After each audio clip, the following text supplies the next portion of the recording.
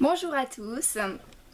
Alors cette vidéo va parler de mon stage de théâtre que j'ai fait au Théâtre des Iris du 6 au 14 juillet 2019. Le Théâtre des Iris se situe à QCA Villeurbanne, donc à Lyon on va dire. Parce que Villeurbanne c'est une commune de Lyon, donc elle se situe dans Lyon. Et il faut savoir que le Théâtre de l'Iris de base est un cinéma. Et puis il a été repris par la compagnie de l'Iris en 1988, voilà. C'est marqué là. et donc voilà, ils ont transformé ce cinéma en théâtre.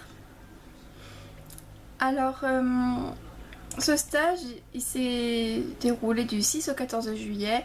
On était 12 le 6 et le 7 juillet, puis 13 du 8 au 14. Il y avait 3 garçons et 9 petites filles, enfin voilà. Alors je vais vous parler du programme vite fait, de ce qu'on a fait pendant ces jours.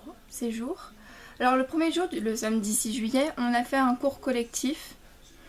Donc il y avait des exercices de relaxation, connexion avec le corps et le sol, et la gérance de la respiration, comment il fallait respirer, tout ça, etc. On a travaillé aussi sur l'espace et les trajectoires, donc il fallait marcher soit tout droit, soit en diagonale, mais pas en arrondi. On ne traverse jamais la pièce en arrondi au théâtre, ça se fait pas. Voilà, il faut le savoir ça. Sinon, ouais, c'est pas joli, on va dire. Sinon aussi on a travaillé sur l'articulation, donc avec les sons A, E, I, O, U, ma, me, mi, mo, mu, pa, pé, pi, po, pu, enfin voilà quoi, je vais pas tous vous les faire, mais voilà. On a fait aussi un petit jeu de ballon en chuchotant, c'était une petite improvisation on va dire, où on avait un ballon de basket au départ, et on l'avait perdu en jouant et on sait plus où il est passé, du coup on demande à une personne en face de nous où est-ce qu'il est passé notre ballon. Mais tout en chuchotant, ce qui nous permet en fait d'articuler davantage. Parce que quand on chuchote, si on n'articule pas, on nous entend pas. Donc voilà. On a travaillé sinon... Ah oui, on a fait aussi une improvisation sur la chaise en muet. Donc on avait une chaise au milieu de la salle. Et il y avait un personnage A qui ne pouvait pas toucher la chaise et qui voulait à tout prix que cette chaise bouge, mais n'a pas le droit de parler aussi.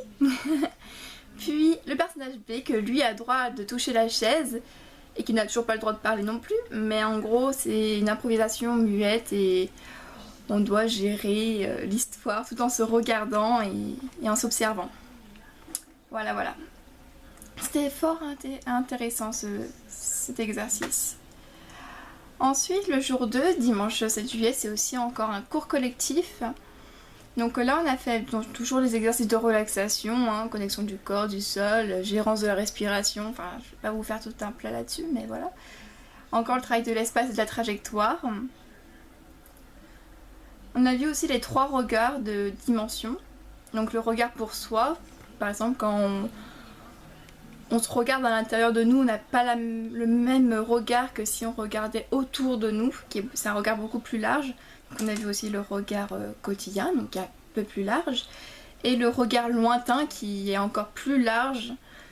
Donc après moi personnellement je trouve ça très clair pour moi, mais si vous ne trouvez pas ça clair, vous pouvez me demander en message privé des petits compléments pour que je vous explique. Voilà, voilà. Ensuite, bon, toujours des travaux d'articulation à EIOU, enfin voilà, comme d'habitude.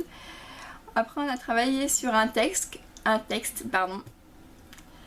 C'était un monologue. Et si je m'en souviens bien, moi je suis tombée sur un monologue de Joël Pomera. Je me rappelle plus de la pièce par contre. Désolée. On était en groupe de 6 et on avait une phrase chacun à se partager et on travaillait sur les sentiments, de ce qu'on pouvait ressentir et tout à propos du texte, les émotions et de la voix. Donc si on est triste, il faut avoir une voix un peu plus en sanglots, si on est en colère, il faut vraiment que ça se voit et tout, ça vient des yeux la colère. Enfin voilà quoi, vous avez un peu capté la chose, enfin je crois, j'espère. On a travaillé sur la voix et la parole, donc ce sont des improvisations en duo. Et chaque personne aux extrémités de la... Enfin, il y avait chaque personne... Ah oui, on était deux, donc il y avait une personne à l'autre bout de la salle et une au début de la salle.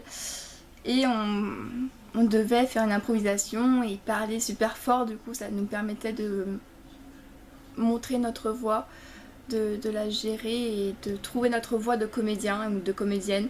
Moi par exemple, j'ai une voix très aiguë, donc si je parle comme d'habitude au théâtre, on risque de ne pas m'entendre beaucoup. Donc il faut que j'ai une voix un peu plus grave, on va dire, un peu plus dans les médiums pour ça. Voilà, tout simplement, pour qu'on m'entende davantage. Sauf que c'est très dur pour moi parce que j'ai pas l'habitude quoi. C'est pas ma voix naturelle ça, mais bon, c'est pas grave. Et sinon après, oui voilà, ça c'était le week-end, c'est ce qu'on a fait le week-end. Après le lundi jusqu'au 14, donc du 8 au 14, ça a été à peu près le même schéma. Le même schéma de travail, c'est-à-dire que comment dire, le matin, tous les matins du lundi 8 juillet au dimanche 14 juillet, tous les matins, on avait un cours collectif, donc relaxation comme d'habitude, comme je vous expliquais d'habitude. Puis moi j'étais du premier groupe, donc du coup à midi, je faisais 9h30 le matin. Non, 10h le matin, pardon. 10h le matin, midi 5, on va dire. Midi 5, cours collectif. Après, de midi 5 à midi 30, je mangeais. Donc j'avais 25 minutes pour manger. Pour ceux qui me connaissent, c'était très dur pour moi. Vraiment. Parce que je mange en 1 heure, hein, minimum. Bref. Et de midi 30 à 15h30, je travaillais avec Hervé, qui est un comédien du théâtre des Iris, enfin du théâtre de l'Iris, pardon. Et on a travaillé sur des textes qu'on devait après présenter dimanche. Donc les textes, hop, je les ai ici. Voilà. Ce sont des textes en fait de Joël Pomera. Et ça parle de la réunification des deux Corées. Et il y avait la scène du mariage du coup. La part de moi. Et le divorce. Voilà. On avait 3 scènes à faire. Et mon groupe, on avait de la chance. Je suis tombée sur un groupe où on n'était que 4. Donc c'était fort pratique et fort sympathique de travailler que à 4. Donc voilà. Et après on était 5, mais c'est pareil, c'est pas grave.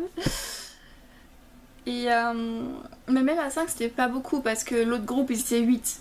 Donc là c'est bien plus nombreux et bien plus compliqué à travailler, on va dire. Moi personnellement au théâtre je préfère que l'on soit peu nombreux que nombreux. Parce que quand on est peu nombreux on peut bien s'appuyer sur les petits détails, ce qui ne va pas, ce qui va, enfin voilà quoi. Bref. Donc il y avait le travail de texte avec Hervé jusqu'à 15h30. Après de 15h30 à 18h, j'avais une grande pause. Ça c'était plutôt cool. Ouais. Du coup je restais là-bas pour apprendre les textes. Du coup c'était pas vraiment compté comme une pause, mais c'est pas grave. Ensuite, de 18h à 21h, là on avait une séance d'improvisation. Donc avec le directeur Philippe Clément.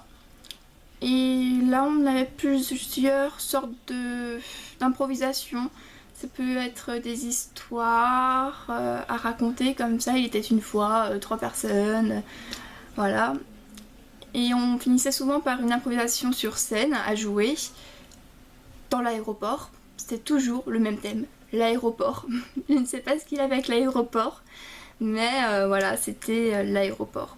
Et puis on a aussi beaucoup étudié les sentiments. Alors là c'était ma partie préférée. J'espère que ça va pas durer très longtemps parce que j'ai adoré cette partie vraiment. Et je vous mettrai un petit schéma comme j'ai là actuellement sur les sentiments. Bon bah vous le voyez peut-être sans doute à l'envers, mais bon c'est pas grave hein. Si vous le voulez, vous m'envoyez un message sur Instagram à LODBS et je vous mettrai ça, je vous enverrai ça avec volontiers, avec plaisir, parce que c'est super intéressant vraiment. Moi c'est tellement logique, enfin bref. Alors les 5 éléments et les 5 émotions. J'adore. Bon, alors en fait il faut savoir que la joie en fait provient, enfin ça provient pas mais c'est le cœur en fait. La joie c'est le cœur. Voilà. La réflexion c'est la rate et l'estomac. La tristesse c'est les poumons. La peur c'est les reins. Voilà. Et la colère c'est le foie. Alors la joie, le cœur, bah, je suppose que quand tu es joyeux, peut-être tu portes la personne ou l'événement dans ton cœur. Je pense que c'est ça. J'essaye de vous faire un mémo technique, enfin un petit mémo technique pour que vous reteniez tout ça. Bon par exemple la joie, bah, c'est quand quelque chose, un événement, tout ça, ça me porte sur le cœur, donc du coup je suis contente, voilà. La réflexion, la rate, là par contre j'ai pas de mémo technique, hein, je suis désolée, hein, c'est la vie. Tristesse, poumon. Poumon. Bah, quand tu pleures beaucoup, tu sens tes poumons grossir. Enfin, tu sais, t'as la respiration plus saccadée, donc du coup, tu sanglotes et du coup, ça vient des poumons. Enfin, pour moi, c'est ça. Retenez ça, ouais. La peur, les reins, ça c'est très simple. Quand t'as peur, tu te fais pipi dessus, bah du coup, c'est les reins qui travaillent. Voilà. Colère, foie. Bah quand t'es en colère en principe t'as des remontées acides. Non ça marche pas du coup. Ouais c'est le foie quoi, retiens le foie. Alors il faut savoir que ces émotions hein, qui sont liées à des organes pour les Chinois, parce que ça c'est la vision des Chinois. Hein. Le tas des iris travaille beaucoup sur la vision chinoise. Donc il faut savoir que la joie c'est le feu, la réflexion c'est la terre. La tristesse c'est le métal, la peur c'est l'eau et la colère c'est le bois. Voilà. Tout simplement. Après la joie s'exprime par la langue, le goût. La réflexion s'exprime par les mains, les pieds. La tristesse c'est par la peau et le nez. La peur c'est par les os et les oreilles. Et la colère c'est le tendon et la vue. En principe c'est simple tout ça parce que pour moi c'est simple. Mais parce que la joie quand on est content, bah on a goût à la vie, on a plus tendance à parler beaucoup, enfin on est joyeux, hein, tout simplement. La réflexion, main, pied et bah, quand on réfléchit sur quelque chose, qu'on pense à quelque chose, on a sans doute envie de faire ça, ou enfin voilà, ou à poser les pieds différemment, enfin ça c'est le code de langage corporel, donc voilà, c'est autre chose, je ferai peut-être une vidéo là-dessus une autre fois, si vous êtes intéressés. Dites-le moi en commentaire si vous êtes intéressés sur ce genre de vidéo d'ailleurs. La tristesse, c'est la peau et le nez. Bah, quand on est triste, on renifle souvent genre on est triste. Enfin, je vais pas vous le faire là, mais, parce que je suis pas en situation de tristesse actuelle. Mais voilà. La peau, les os et les oreilles. La peur, pardon. Les os et les oreilles. Bah, quand on a peur, on a tendance à imaginer notre peur par les oreilles. Par exemple, dans nos improvisations, il n'y a rien qui nous fait peur. Bah, on essaye d'imaginer un truc qui nous a fait peur par l'ouïe, tout simplement.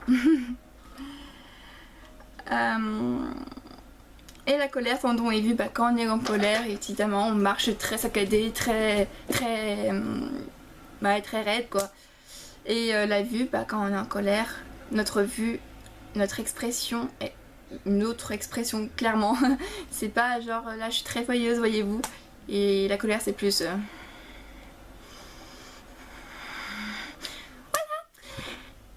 J'espère que cette vidéo vous aura plu.